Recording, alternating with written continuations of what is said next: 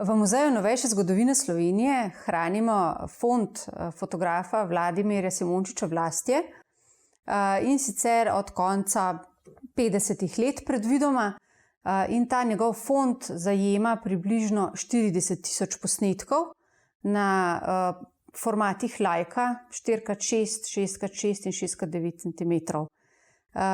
Fond je izjemen tako po obsegu kot po kakovosti. In lahko rečemo, da je bil Vlastja eden tistih fotografov, za katere lahko rečemo, da so bili začetniki povojne časopisne reportaže. Vlastja se je časniku Tovariš pridružil povsem nenačrtovano. Namreč želel je postati slikar. In v tistem času po vojni je najprej izdeloval stenčase kot ogledalo tiste družbe in jih je naredil prek 22.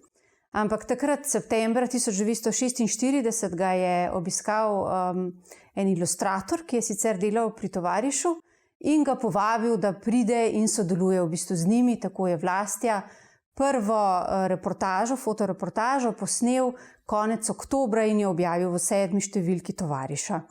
Gre za fotografije iz gledališkega sveta, ker je tudi eden teh glavnih delov njegovega ustvarjanja fotografskega, ampak ta del naš muzej ne hrani, temveč se hrani pri Slovenskem gledališkem inštitutu. Pri nas pa hranimo ta njegov novinarski del, časnikarski del, in ko pravim, da je izjemen tudi iz tega stališča, ker je dejansko hodil po širni Sloveniji, kar zajema tudi področje Primorske, ki takrat še ni bilo priključeno Jugoslaviji, kot določene dele Prekmurja, recimo Ravnice, okoli Drave, Mure, regulacije rek je fotografiral in podobno. Se pravi, gre za to motiviko povojne obnove, veselega razpoloženja, udarniškega dela, razvoja na vseh možnih področjih našega življenja, vsakdanjega, torej od kmetijstva, industrije, šolstva, kulture, zdravstva kot posebne tematike, če lahko tako rečemo. In tem njegovim reportažam lahko sledimo vse do 6. decembra 1949, ko pa je za pol leta zaprt v samicah Ozne na Poljanskem nasipu. Ko pride iz zapora, je duševno in psihično strt, tako da je zelo težko dejansko začel s svojim delom naprej, je pa seveda nadaljeval, bil priden kot čebela in beležil seveda tudi politične dogodke, naprimer, in vse tisto, kar je delal tudi prej. A te njegove reportaže niso bile tako obsežne ali pa številne, dejansko jih ne zaznavamo več toliko v časopisju, toliko kot prej, in usahnejo približno v začetku leta 1957. Veliko težav je imel Vlastja takrat v uredništvu, pregledovali so mu tudi pošto, kar je potem tudi ugotovil, kajti na koledarju odgovornega urednika Sergeja Vošnjaka je bil zapis na koledarju Vse za Vlastjo meni, in to ga je zelo potrlo. Takrat je že začel delati na medicinski fakulteti kot fotograf, vizualni dokumentalist, tako v fotografiji kot filmu, in tako je potem v začetku leta 1957 prenehal in končal delovno razmerje pri Slovenskem poročevalcu kot osrednjem dnevniku tistega časa. Vlastjevo delo je bilo precej prezrto v bistvu vsej naši zgodovini, ampak je pa njegovo delo izjemno, ker pričajo njegove fotografije in tudi nagrade, ki jih je dobil. To so Tomšičeve nagrade, ki si sledijo v zaporednih letih od leta 1955 dalje.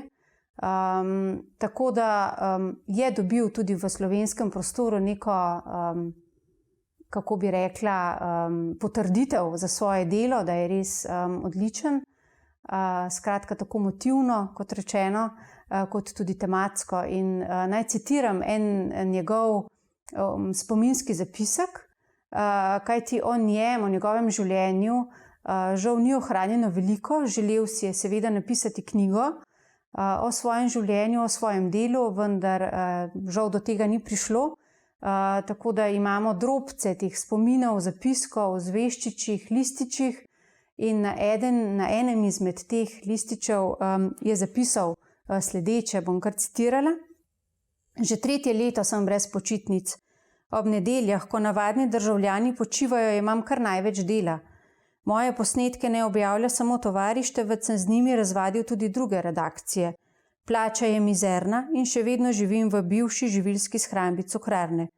Razmere v družini postajajo zaradi mojega garanja in stalne odsotnosti še komaj vzdržne. Tako da tukaj tudi govori Simončič pravzaprav o tem, da ne objavljajo njegove posnetke samo tovariš in Slovenski poročevalec, temveč tudi drugo časopisje po vojni, kot je Naša žena, kot je Tedenska tribuna, kot so v bistvu ostali časopisi. Skratka, ta širok spekter v bistvu mreže, ki si jo je ustvaril, priča o njem kot izjemnem človeku, izjemnem fotoreporterju in človeku, ki nam je zapustil res izjemno zapuščino za to povojno obdobje in priča o tem, da lahko raziskovalci in vsi interesenti tega povojnega časa pokukajo v te njegove slikovne dokumente in se marsičesa naučijo.